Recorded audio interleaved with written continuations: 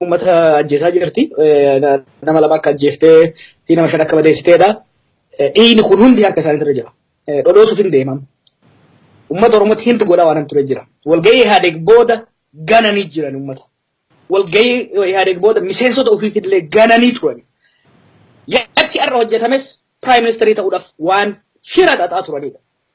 Himaatiin ture, isaanittillee himaatiin ture. This is a lose-lose game jechaan ture.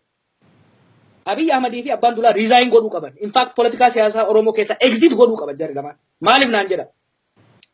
Labsiin muddamaa kun sirrii akka hin taane osoo beekan kan fudhatan isaan. Muummicha ministeeraa ta'uudha. Tan qofaa miti. Kaleessa Abiy walitti qabee miseensota doorsisaa ture sagalee kennuu qabdan jedhee. Tan qofaa miti arra hin argamne sagalee kennuudhaaf. Getaachoo Raddaa achi ture irra kaa'e miseensa koree jiraawwachiiftu TPLF irra kaa'e karaan Oromoo rabbi agarsiisu what we are dealing with. Ummanni Oromoo kan qabsaa'u barcuma qoreetirra barcuma Hayilamaariyaam irraa dhiitamerra Abiy kaa'uuf miti Abbaa Duulaa kaa'uuf miti. Dhugaa Oromootiin ummanni Oromoo kan qabsiisu. Wanni isaan xalatee lafaan dhayaa jiru dhugaa Oromoo kana waadaa uummata Oromootti galaa turan san waan sobaniif. Abbaan Duulaa ummanni kiyyaa kabaja tuffatamnaan dhaabni kiyya tuffatamnaan keessaa ba'e jedhe gaaf dura. Itti ol deebi'e. Maaliif itti ol deebi'e? Muummichi ministeeraan kennama jedhamnaan. Muummichi ministeeraa Oromoodhaaf wanni godhu hin jiru. Itti baanee ammallee akkanumatti kijibuu fi baalaasii Hayila Sillaasee keessa. No. Abiy osoo magaalaa san keessa jiru hin argamne har'a achitti. Maaliif? Yoo deeggare Oromoon maa deeggarteettee itti kaati. Yoo hin deeggarre wayyaaneen hin quttuutti. You cannot have it both way. Opinion kana beekuu qabdi. Karaa lama itti agarsiisaa turre kan deeggadda. Karaa lama. Namni osoo Finfinnee jiru har'a achirraa hin ergamin. Namni odoo dubartoonni sitti himu dubartoonni Oromoo achi keessa jiran. Namni 88 nama guyyaa 4 dura dhalee dhaqee jira. It makes me emotional. Warra dhaqee sagalee kennee jiran. Kalee dheengadda dhalanii ijoolletti daa'ima ollatti kennatanii warra dhaqee jira. Garuu qondaalonni gurguddoon kuni wayyaana wajjin dannasanii they were pressuring me ibidda keessa na kaa'u turan torban dabre kana keessa akkan deeggaru. I said no, it's not a good game. Osoon itti himu arra rabbiin dhugaa isaan qaba. Kanaaf Abbaa Duulaa immediately resign godhuu qaba teessoo sanirra. Gaaf duraa ol bahee faarsinee janyee ol deebi'ee nu salphisee ummata ibsi jennaan hin ibsine har'a ammoo rabbiin Oromoo Rabbiin ayyaanni abbaaf haadha isaa harkatti isa qabee jira. He has no legitimate reason angorra turuu hin danda'u. Abiy Ahmed kuudeetaadhaan cheermaanii OPDO dhate. Gargaarsa wayyaanoo taate. Xaqilaa ministeeraan ta'e jedhee kalee dheengadda miseensota paarlaamaa cinqaa ture. San qofaa miti. Gaafa diddaan lagannaan gabaa ture sanitti miidiyaa irratti bahee uummata keenyatti dhaatataa ture. Maal keessee yoo seeyin maalii tokko baasuuf maalii shan waan qoosaa uummata Oromoo irratti godhaa ture. Waan ammoo wayyaaneen deemtuun kun sabaa sablammoonni dhaaman jedhe. Sabaa sablamni takka Oromiyaa keessa hin dhaabne. Jimma keessatti wayyaantis uummata dararu tokko qabeenya isaa jalaa guban. Nama sagaltu du'e, nama maaltu du'e jedhanii kan dhume hundi Oromoo. This is not only a failure in leadership, this is complete betrayal of the nation. OPDO'n bara baraan uummata keenya ganaa jiraachuu hin dandeettu. Abbaan Duulaa aangoo irraa bu'uudha qaba.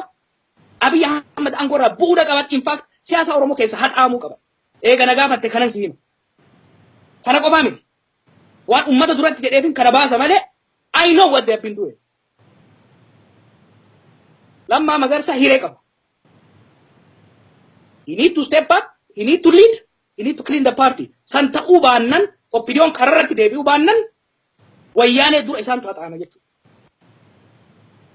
Labsii muddamaa uummanni jibbu miseensonni dhibbatti dhiisaa turan. Dhibbatti Abbaa Duulaa Abiy Ahmedii fi Getaachoo Badhaaneeti kan they were threatening people. Doorsisaa turan, boochisaa turan nama. Arra miseensonni wal guuranii dhufanii warri beektame kan dhibamellee ka'ee dhaqee Abiy garuu hin dhaqne. Getaachoon akkatti akka baasu achirra kaayi. Hin dhaqan normaalii dhayitu warri wayyaaneen beektanii miti asmallaas malee nama biraan dhaqu. Abbaa isaa hayyaa achi ture. Garuu jarri keenya nama baay'ee irraa hambisan. Nama amma biyya alaa kaleema ergantu jira akka nama gootii akka hin goone. Kanaaf it's not only a failure of leadership, it's a betrayal of our people. Kanaaf immediately resign godhuu qaban kana keessa ummata Oromoo keessa bahuu danda'uu qaban.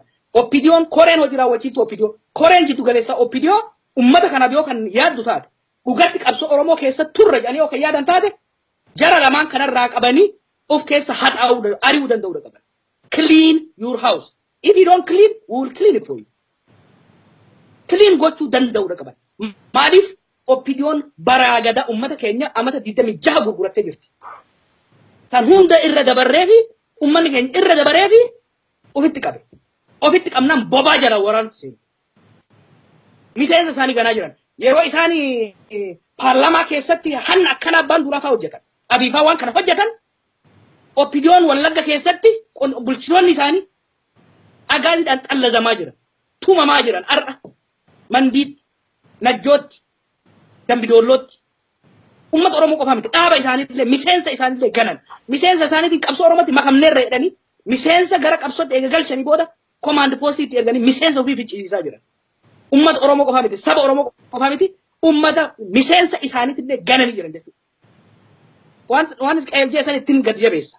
They must immediately ammumarraa aangoorraa bu'uu qaban adabuu qaba koreen jiddu galeessa oppidiyoodha. Jara kana adabuu baannan diinummaa isaa ifatti labsatee jira ummata keessa mancaasanii ari'uudha. Miseensonni oppidiyoo waan nu beekuu qaban wanni arraba irra taa'aa ture waan baay'een guyyaa darbe kana keessa. I know the in and out of this organization. Nan beeka keessa isiitiin beeka takka takkaan waan isaan hojjetaa turan. Jarri lamaan gantummaa salphina har'a isaanirra mudatee fi ummata keessa salphisuudhaaf deemaniif isaantu itti gaafatama. Already eega labsiin kuni dabree jedhamee booda fincilli ka'een hanga amma namni lama du'ee jira. Nama lamaan kana jara lamaan kanatu ajjeese nama biraatiin. They need to resign. San waan jechuu barbaada. Gaariidha namoonni hedduu